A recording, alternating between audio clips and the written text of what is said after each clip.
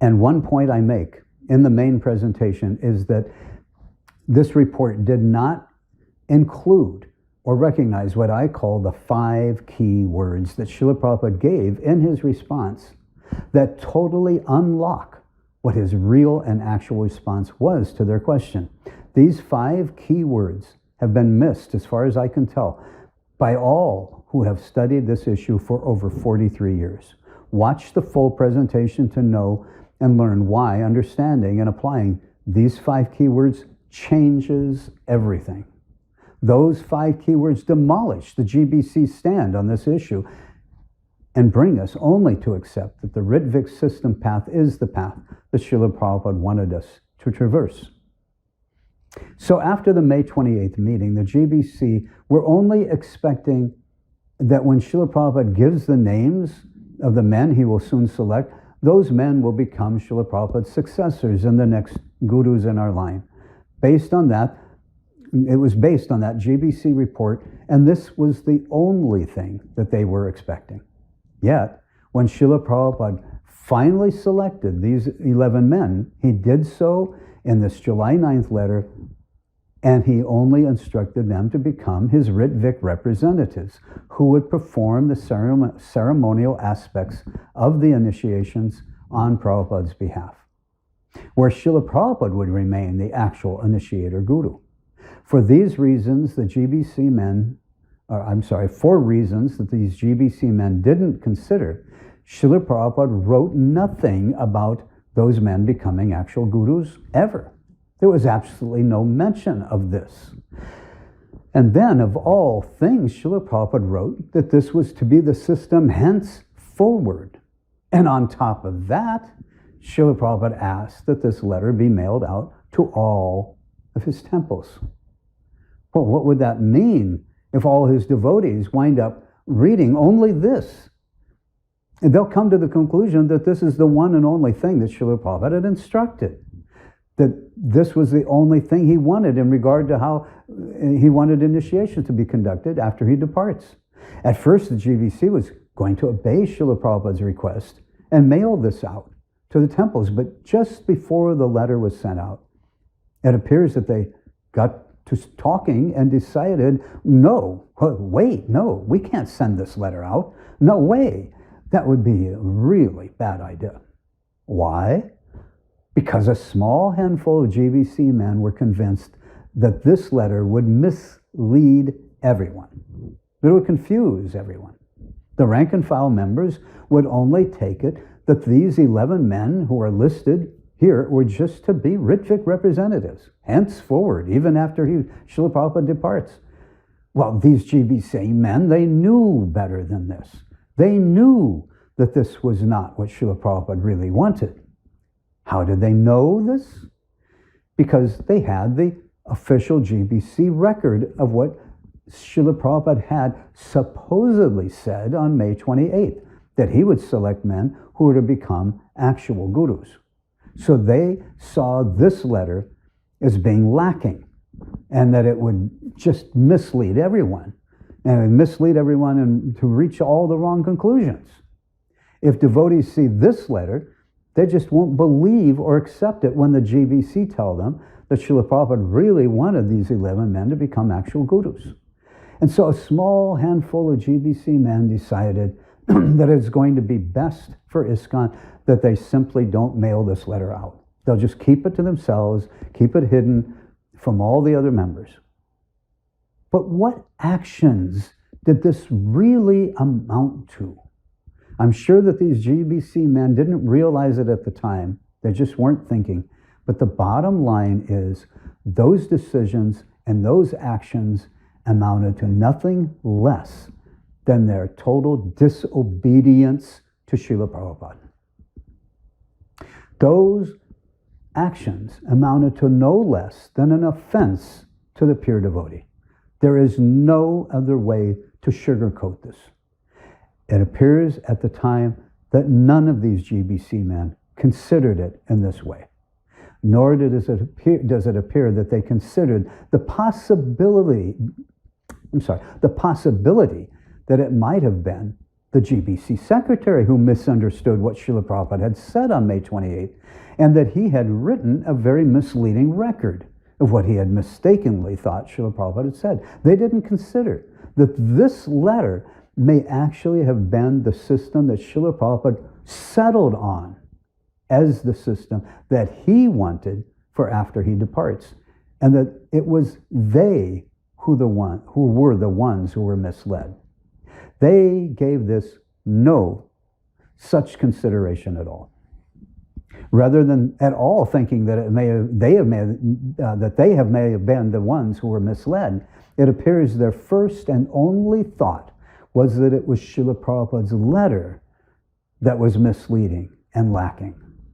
A handful of GBC men reached the conclusion that it's going to be in the best interest of ISKCON to disobey Srila Prabhupada by not sending this letter out to the temples. It will be best for ISKCON to keep the followers from knowing what Srila Prabhupada actually wrote. It will be best for ISKCON that the GBC they tell everyone what they thought Srila Prabhupada really wanted to say, rather than allowing the devotees to read for themselves what he actually said. Since the official record of the May 28th meeting, the official GBC record of the May 28th meeting, stated that Srila Prabhupada would select men who would become actual gurus, and yet this letter only authorized them to become Ritvik representatives, these GBC men then reached the conclusion that Srila Prabhupada only wanted these men to be Ritviks while he was still present, and that on his disappearance, they will automatically become the next acharyas. And that is the conclusion that became the very basis of the GBC's multi-guru system. It was this conclusion that they preached to us for years and years as being what Srila Prabhupada had instructed them as to the system that he wanted. And yet, that conclusion is not based on any explicit instruction or quote given by His Divine Grace himself. It was based on what one of the GBC members, the GBC secretary for that meeting on May 28th, what he had wrongly and misunderstandingly wrote, and what the rest of the GBC men construed what they thought Srila Prabhupada was really wanting to instruct. But it is not based on either what Srila Prabhupada actually explicitly said or wrote.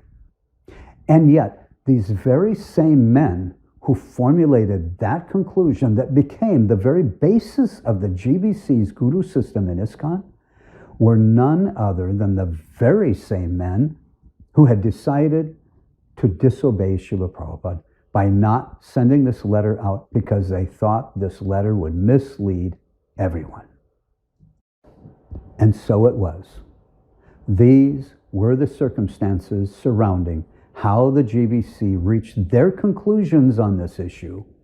These are the circumstances as to how it came about, and the mindset of the GBC devotees who reached these conclusions at that time. They reached these conclusions while at the very same time they deliberately chose to disobey Srila Prabhupada's instructions, which created an offense at his lotus feet. And then some of the devotees wonder, how can we be so sure that the GBC have been so wrong on this issue? Furthermore, we need to take into consideration the circumstances, especially concerning Srila Prabhupada, how this letter was written to really understand just how wrong, offensive, and low these actions really were. His Divine Grace was extremely weak at that time. In the main presentation, I will play a recording where you will hear just how he was struggling to even speak. He was no longer giving classes. He was no longer getting up out of bed and walking even into the temple room for darshan. He was extremely weak and ill and weak.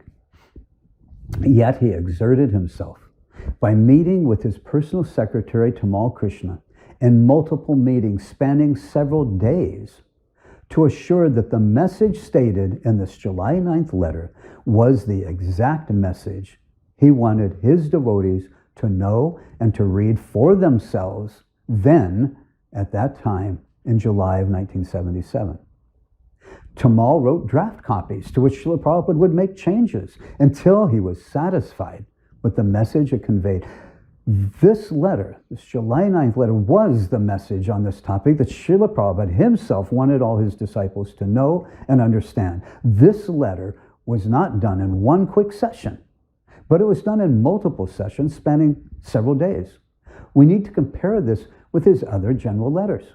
With the other general letters, Srila Prabhupada would dictate his letter one time. The secretary would type it up and bring it in for Srila Prabhupada to sign. Unless the secretary made a large blunder, the letter would be done in one dictation, done. Even Srila Prabhupada's Bhaktivedanta purports to his books were made with him speaking one time into a tape, and that was it. No going back over and editing and re-editing. But this July 9th letter, we have evidence that Srila Prabhupada spent days in multiple meetings just to make sure that this one letter contained the message exactly as Srila Prabhupada wanted it to state. And he wanted the temple presidents to know what he stated in that letter then, in July of 1977. And yet, you have a handful, just a small handful of GBC men who are convinced that this very same letter that Srila Prabhupada took so much effort and devotion to write when he was so ill and weak, they concluded that this letter was such a big mistake, that it was so bad, it was so misleading, at least in their minds, that they decided it should not be seen by anyone else but them. They thought it cannot be understood by anyone else but them. And to achieve this, to keep it away from everyone else, they decided it was best for them to disobey Srila Prabhupada's order to have this letter mailed out. Who the hell did they think they were? And another biting question. Were they really thinking that this letter was going to be bad for ISKCON, or were they thinking it was going to be bad for them? Contemplate that.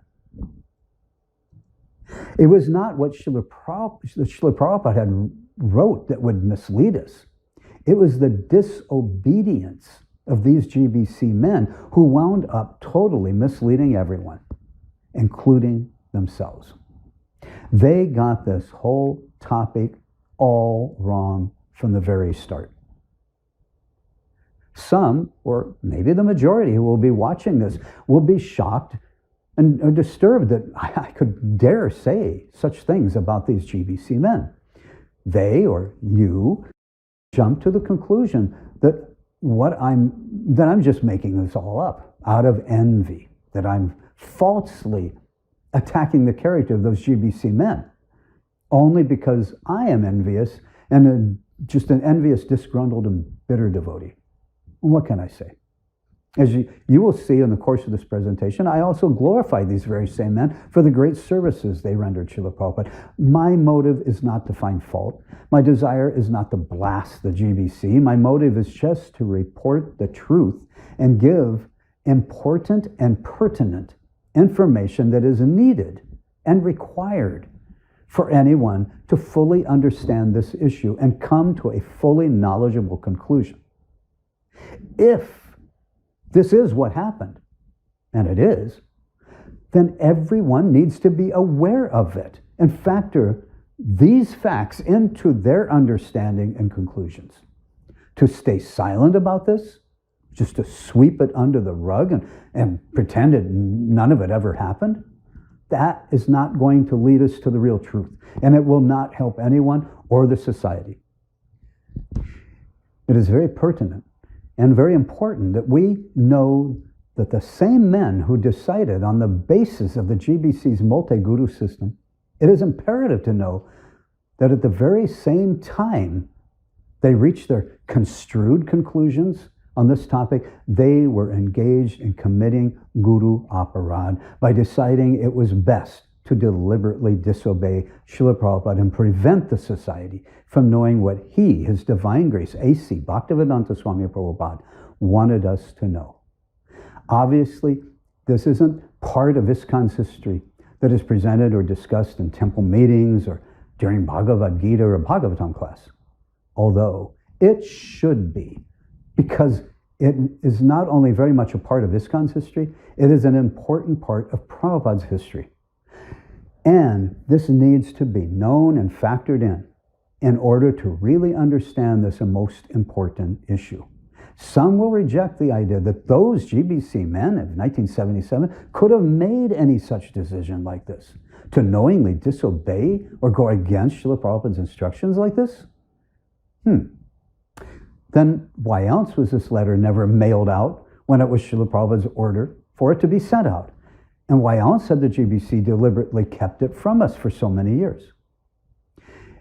If you will take the time to at least view my personal story, you will learn that this was not an isolated incident, and that these very same GBC men took very similar actions directly involving and offending and actually personally hurting Srila Prabhupada around this very same time period concerning a different topic.